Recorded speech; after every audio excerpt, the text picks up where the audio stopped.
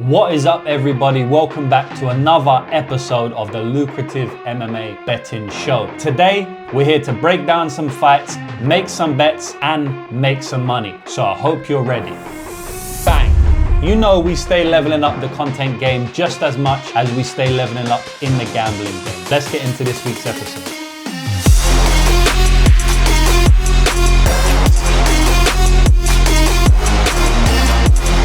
So in the first fight of the night, we got Magny taking on Carlos Prates, the surgeon Carlos Prates, out of the Surgeon Gym, the Fighting Nerds. Magny has a 29-12 record, absolute veteran of the game, with Carlos Prates coming in with the 20-6 record. Currently, the odds for Carlos Prates are massively in his favor. He's a -750 favorite, which makes him the biggest betting favorite on the entire card. And honestly, the biggest betting favorite I've seen in the UFC for quite some time. We have the veteran of the game, Magny, coming back as a +550 underdog. So boys, this one should be pretty simple, right? I mean, we've got the biggest favorite on the card.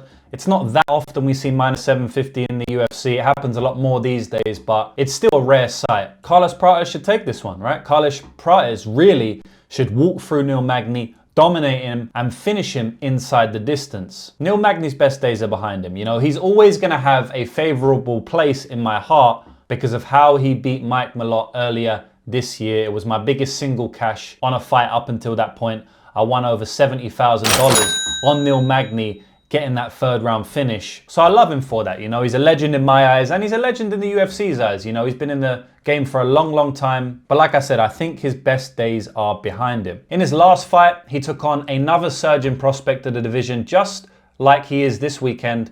And he got dominated. He got finished in round 1 by Michael Morales. It wasn't a good look for Magny. His fight before that, he looked washed again. You know, he got his leg kicked out from underneath him, which has been a problem of his in his entire career, going back to the RDA fights and the Lorenz Larkin fight in particular. It was actually a surprise that Ian Garry didn't get him out of there that day. He probably could have got him out of there if he wanted to, but you know, Ian Garry's a smart fighter, a patient fighter. He knew he could not put himself in any danger and win a clear decision, so that's what he did. In this fight, I'm going to have to side with Carlos Prates. I mean, this guy's coming in, and although he's took quite a few L's near the start and middle of his career, you know, he's put on a very good win streak in the UFC. I have heard a lot of people speak about this guy like, you know, he's one of the greatest fighters ever and one of the best prospects in the UFC. I don't necessarily agree with that. You know, we don't know how good his ground game is. It doesn't look that good. Even in his last fight against Trevin Giles, he wasn't winning that fight until he knocked him out. Now, obviously in the second round, it came closer, but we've seen holes in his game is what I'm trying to say, right? He's dropped rounds in the UFC. He's dropped moments in the UFC. He's been wobbled a little bit in the UFC. You know, Giles had some good connections on him and his chin held up fine, but he was, you know, visibly hurt, visibly rocked, not to a massive extent, but it's not like the punches did absolutely nothing and he had a rock chin is what I'm trying to say. So, you know, we've seen chinks in his armor in the UFC, although he's fought very well and knocked out all of his opponents thus far. And if you go back on the regional scene, you see more chinks, right? You've seen him not only get beat, but also get finished. So I don't think this guy is going to be champion in the UFC, but he's definitely going to make a run, and he is already making a run. He doesn't need to be champion material to beat Magny. Magny's best days are behind him. I think at some point Prates finds his KO now. I do think that it could be a somewhat close matchup, a lot more close than people will think early, you know, maybe the first 5 minutes. What is interesting in this fight is that Carlos Prates is a southpaw, right? He can switch stances, but he fights primarily southpaw. And it's going to be interesting because Magny does well against southpaws, does a little bit better than fighting orthodox fighters. So he may be able to slow the fight down a little bit. Maybe he can get the fight in the clinch. Maybe he can avoid some big shots of Prates because Prates is very safe. So, you know, I don't think it's a guarantee that the fight finishes in round 1 like how Michael Morales ran through him in round 1. It could be close for the first 5-6 minutes, but it's going to be like most Prates fights ever. You know, it's fairly close until he's able to land that kill shot. And I do believe he's going to be able to land that kill shot. And it's going to be very interesting who they match him up against next. Because if he KOs Magny, I feel like he needs a top 15 matchup, top 10 matchup for sure. So yeah, Carlos Prates via KO is the final prediction. And a little disclaimer that I did want to mention, boys, is that I record this video on Mondays, right? For the USA time zone. It's Tuesday for me in New Zealand. And I do a lot of my research and my tape study throughout the entire week. So a lot of these matchups, I don't have a strong read on. Now, what that means is as I do more research as the fight goes, my opinion can change. And that's just my process and how I bet, right? I might have a read on Monday, but I might do more research throughout the week and come to a slightly different conclusion, which happened to me on a few fights last week. So there is a disclaimer. If you want to know my official predictions and official bets, go to my website and sign up to my website. Or if you don't want to pay and join my website, that's completely fine. Stay tapped into my social medias, my YouTube, my Instagram, my Twitter, because I will often put out a more solidified take closer to the end of the week. I did want to put that as a disclaimer, right? Because things change, opinion changes. I do more research throughout the week. And this is my early video about the fights with my opinions subject to change. With that being said, we'll get into the fight between Cody Garbrandt and Miles Jones. This isn't a great co-main event. To be honest, it's not a great main event. To be honest, it's not a great card. But hey, I'm down for fights any week because it means it gives me an opportunity to make money. Now, Cody Garbrandt is coming in with a 14-6 record, while Miles Jones has a 15-2 record. Currently, they got Miles Jones as a -145 favorite, with the underdog price on Cody Garbrandt being +125. What a fall from grace Cody Garbrandt has had. It's kind of crazy, you know. He was built up to be something special. He actually achieved something special, being one of the first men to dethrone Dominic Cruz in professional mixed martial arts, and it was actually for the title. You know, he's a former UFC champion. It's kind of crazy when I look at his skill set now, when I look at his recent fights. He doesn't look like a former champion to me. You know, people like Brandon Moreno, Davison Figueiredo, Jose Aldo, even though these guys are not champions now, they still look like former champions. They're still competing like former champions, but Cody Garbrandt is not. You know, when you look at his fights now, if I showed someone, a new fan, his fights now and said, this guy used to be champion, they'd look at me like I was crazy. And that's no disrespect against Cody Garbrandt. I have to speak facts, right? I actually like Cody. I met him earlier in the year in Las Vegas. We had a good chat. He was one of the nicest guys I've met. We was actually planning to do a podcast together. He was going to come on my podcast, but unfortunately it just didn't work out with the timing. So, you know, we never got to do it. But he gave me the time of day. He never knew me. He didn't know who I was. And I spoke to him and he showed me a lot of respect and even agreed to do the podcast. So, you know, I got love for Cody for that. He's a down-to-earth guy, but I have to be fully honest, and the guy just doesn't have it anymore. You know, it looks like physically he's a little bit gone, mentally he's a little bit gone. Either that or his style was never really a great style overall and he just had good matchups and he just made a run. You know, at the end of the day, he's got good knockout power, right? And he was fast. He is fast, but I think he used to be a little bit faster. But if you have good knockout power, you're really fast, you can make a run for the title, especially at the bantamweight division, because a lot of people don't have knockout power. So if you do, you can make a good run for the title. But like I said, it just seems that he's slowed down a touch. You know, Cody Garbrandt needs big moments to win fights usually. If he doesn't knock you down, if he doesn't knock you out, he's never running away with it on the scorecards. His last decision win was against Trevin Jones, and I actually bet him to win via decision in that fight because I thought it would be a low-paced affair. You know, that was obviously a good bet, it cashed, but going back and watching that fight, it wasn't a good look for Cody Garbrandt. I mean, nothing happened for the first 10 minutes. He kind of just outpointed him a little bit, looked a bit faster, looked a little bit better. But in that third round, he gassed out, he didn't look good. Trevin Jones came back into the fight, won the round, and, you know, he ended up losing 29-28, Trevin Jones. But it wasn't a good look for Cody, even in a win. Even in his fight against Brian Kelleher, he got a knockout in round one, but I don't think he looked great in that fight. It looked like Kelleher was catching him. It looked like Kelleher might start taking over. And obviously he got caught. You know, Cody can still knock anybody out. He still has a lot of power and a lot of speed, especially in that first round. But that's something I've noticed throughout his career, at least when he started going a downslide, is that, you know, the later the fight goes, he slows down more and more. He gets more and more gassed out. He looks more and more weathered. And that's not going to be good against someone like Miles Jones, because even though Miles Jones was criticized that earlier in his career, it's actually been him who has been pushing in multiple third rounds in his UFC career. I think when he got beat up by John Castaneda, you know, he got finished in that fight, and there was another fight where he slowed down. Everyone started to think he had bad cardio, but recently, his looked like his cardio has improved. I don't know why. You know, you can go the conspiracy route and say there's reasons for that, or maybe he's just upped his training, or maybe he conserves his energy better. I don't know. I don't really care. But what it seems like is that Miles Jones, at this point in his career, has better cardio than Cody Garbrandt, and I trust Miles to be the one pushing later in the fight, the second round, the third round. You know, when I think about this fight stylistically, I see both fighters have a chance to knock the other out, right? Both fighters have good power in their hands. Both fighters are wrestle boxers. They're short, stocky. They have a lot of power in their hands. So both fighters have knockout power and have knockout upside in this matchup. But I feel like Miles Jones could knock out Cody Garbrandt in round 2 and round 3. And I feel like it's probably unlikely Cody knocks out Miles in round 2 and round 3. Cody probably has 5 minutes to get it done. And if he doesn't, I see him slowing down. I see him taking more shots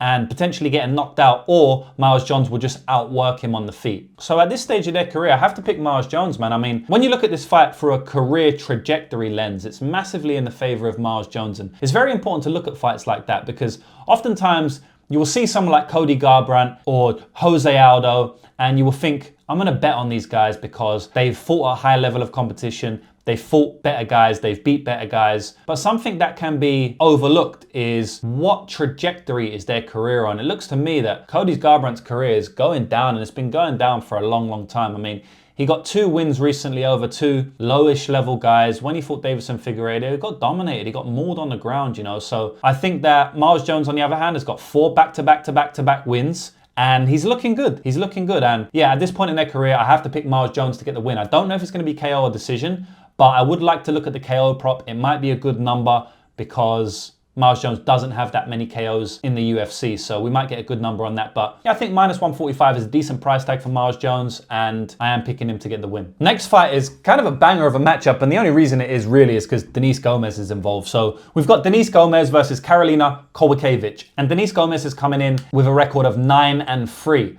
whereas Karolina Kowalkiewicz has a record of 16-8. So Karolina Kowalkiewicz, with a record of 16-8, has 24 fights under her belt, and that's exactly double the number of fights that Denis Gomes has at 12. So a massive experience advantage for Karolina in this fight. But even though that's the case, she is still a massive underdog. So we've got Denis Gomes coming in as the minus 500 favorite, whereas Karolina Kowalkiewicz has an underdog price of plus 385. So outside of Neil Magny, she is the biggest underdog on the card. I agree with the price, to be honest. I can't disagree with it. I mean, at this point in their career, you know, I speak about career trajectories, and I honestly believe that once upon a time, you know, when Karolina was beating the likes of Rose Namajunas, she probably could have stalled out Denis Gomes, avoided her power, and won a decision. But career trajectories are very real, and Denis Gomes is catching Karolina at great time. And I think she's going to catch her at a great time on her chin and land a knockout blow. Denis Gomes has heavy power. I've cashed on her a few times in her UFC career. I bet on her against Bruna Brazil.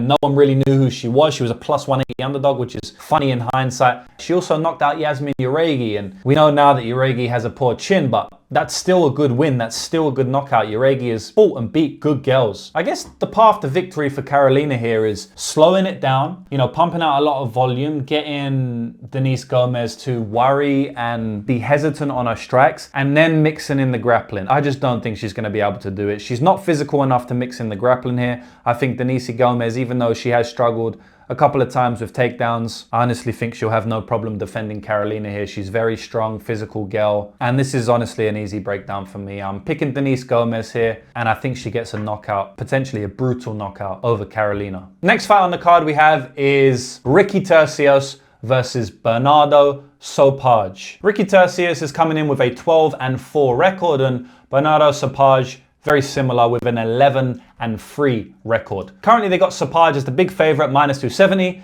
with the underdog price coming back at plus 230 for Ricky Turcios. Now, I'm going to be honest, I'm not a big Ricky Turcios fan. I did bet him in his fight against Brady Heastand because I knew he could scramble out of those positions on The Ultimate Fighter, and he won that fight, but I haven't bet him since, and I've not wanted to bet him since. I'm not a big fan of him. I mean, he's got good volume, but oftentimes he's swinging at air. He's not a good technical striker at all. He gets hit way too often. He's noodly, but he doesn't have much physicality. He can't get the takedowns going as much as probably his style wants, because he's not the worst submission grappler. He's actually quite a slick submission grappler, although he can be caught in bad positions himself. Offensively, he's decent. He just can't really take it to the mat because he ain't strong. So overall, I'm not the biggest fan of this guy. I don't think he's the best fighter.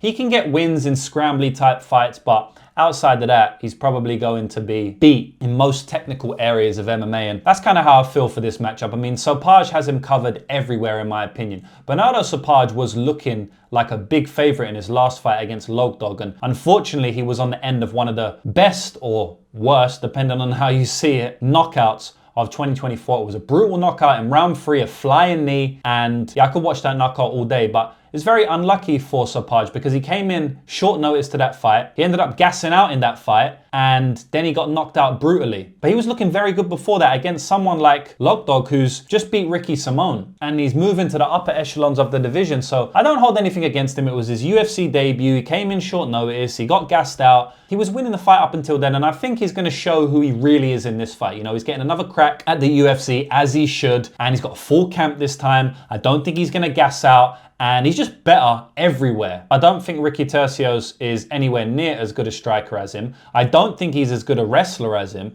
So the fight kind of ends there. I mean, he's not as good as wrestler, and he's not a good striker. He's covered in both realms of MMA. So, you know, I guess he can maybe get the back in some scrambles or maybe drag Sopaj into some scrappy war, but Sopaj hits harder. He's probably got better durability. I think he can knock out Ricky Turcios in this fight. And if not, he can grapple him to a decision win. If anything gets hairy on the feet, if he gasses out, he could probably get takedowns for free here. It's easy to take Ricky Turcios down. He's just good at scrambling. So yeah, just where is the path to victory for Turcios outside of some crazy split decision where Sopaj kind of either gasses out again or fights suboptimally? But yeah, it just seems to me that Sopaj is going to hurt this dude on the feet and take him down whenever he wants. So I'm picking Sopaj for the win. Don't know if it's going to be inside the distance. As I said, Ricky gets hit a lot, but he is tough. But I honestly could see either happening. So yeah, I'm just happy to say Sopaj will get the win somehow, some way. Now, this is an interesting one. We got GM3 Gerald Meerschaert fighting the newcomer in the UFC, Reinier Derrida. Now, Gerald Meerschaert is coming in with a record of 37-17, an ultra veteran of MMA. And we have Reinier Derrida with a 17-2 record. So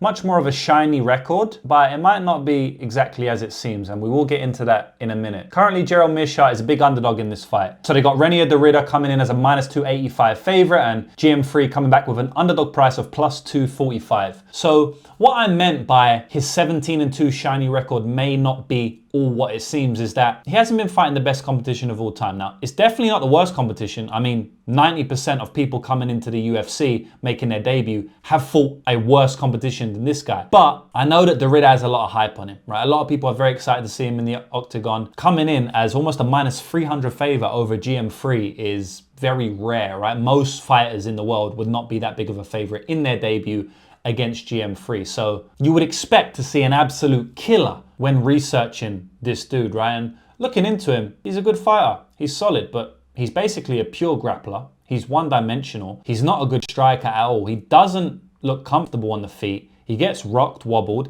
He doesn't look comfortable when the fight is not going his way. And when he's getting pushed back up against the fence, he seems to panic a little bit. So I guess that's what I mean by the 17-2 record maybe not being all that it seems. I wasn't expecting to see someone with worse striking than GM3 because, you know, GM3 is not really a good striker. He's one-dimensional himself as well, right? He actually is a better striker than people give him credit for. You know, he's actually won fights on the feet or at least rounds and minutes on the feet. But the guy is a submission fighter, right? If he's not getting a submission, he's very rarely going to win the fight, let alone win on the feet. But I'd actually have to give him some striking advantage in this matchup. You know, he's fought better strikers, beat better strikers on the feet. I mean, he was beating Mahmoud Muradov's ass on the feet. He beat Bruno Silva's ass on the feet before he finished them both via submission. So yeah, I do give GM3 some striking advantage in this matchup. Now, when it comes to the grappling, definitely I think Derrida is a better grappler. You know, he's a much better wrestler, much stronger in those positions, has better takedown defense, can find the back very well. In terms of submission fighting and opportunistic submissions,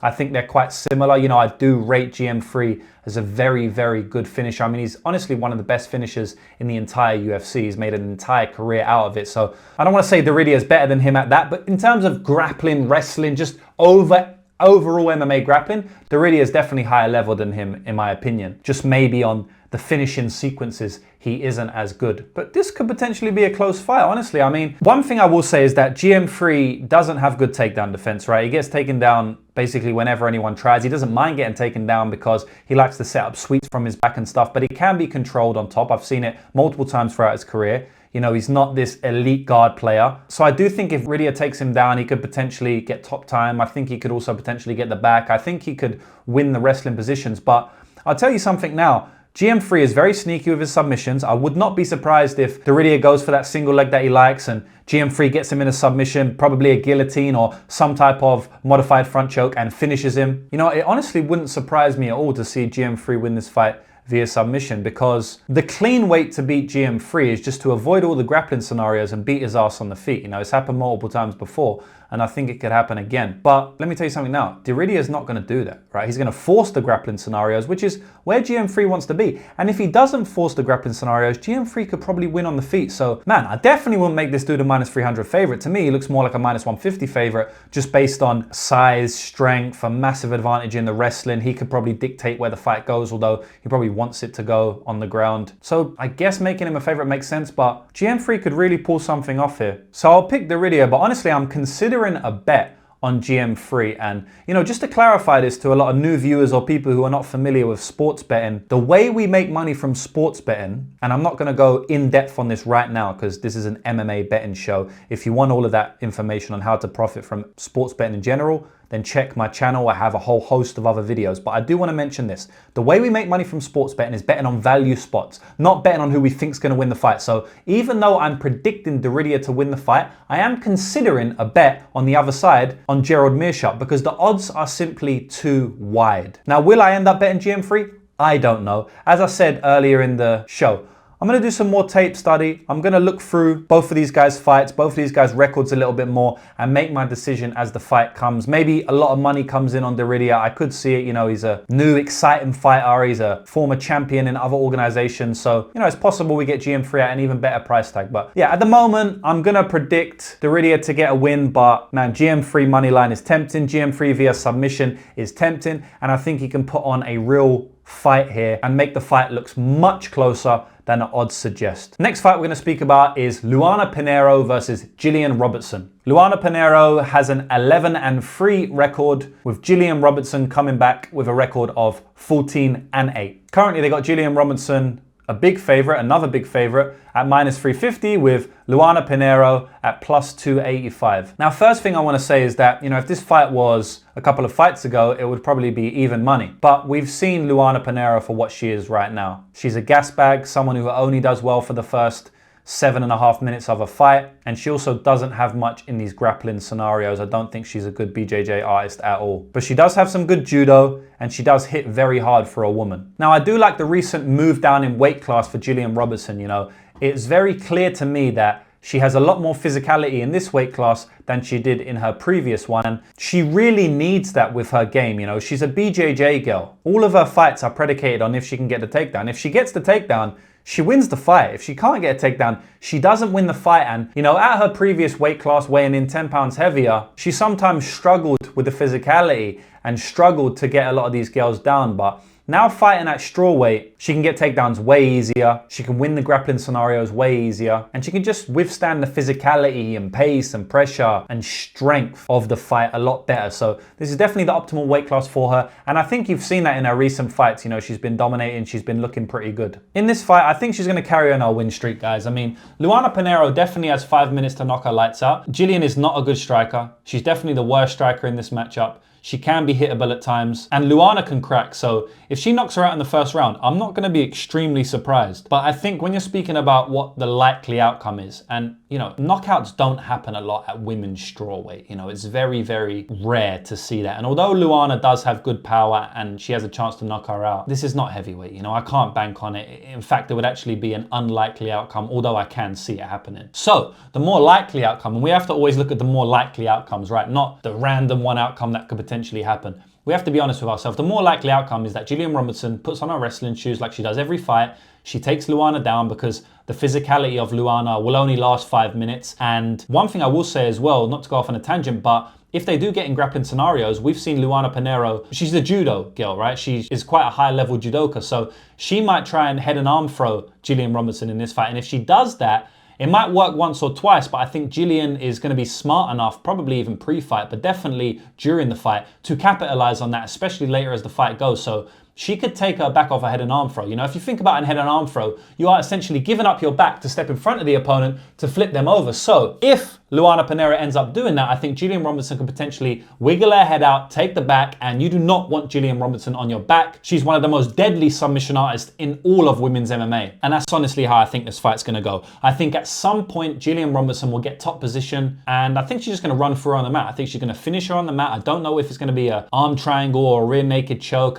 I guess a rear naked choke is more likely, especially with the head and arm throw potential for Luana Pinheiro. Arm bar is there because Gillian Robertson's very slick with the arm bars as well. So that's going to be my prediction for this fight. Gillian Robertson to win via submission. I also think the fight doesn't go to decision, or maybe the under 2.5 rounds is a decent way to play this because you also get the equity of the Luana Pinheiro KO in that bet. So that's it, boys. Another episode of the Lucrative MMA Betting Show is a wrap. Appreciate you all for tuning in. I got a lot of comments last time saying to bring the show Parlay Madness back. So I'm thinking of bringing it back this week. If I get enough comments this week telling me to bring the show back, then I won't wait to do it. I'll just bring it back this week. So let's see how many people are hyped for it, and maybe that show returns this week. As always, if you want to support me, if you want to support my work, you can go to lucrativemmabetting.com, sign up for one of my packages, and you can get a whole host of benefits. And obviously we didn't break down the prelims, so you can get all of my finalized breakdowns before the fights take place, as well as my long shot props, long shot parlays, plus EV bets, the best parlay pieces to bet. Last week we had like 10 parlay pieces up there. So yeah, lots of content. If you want to sign up with me, you can go to lucrativemmabetting.com. But outside of that, subscribe to the channel,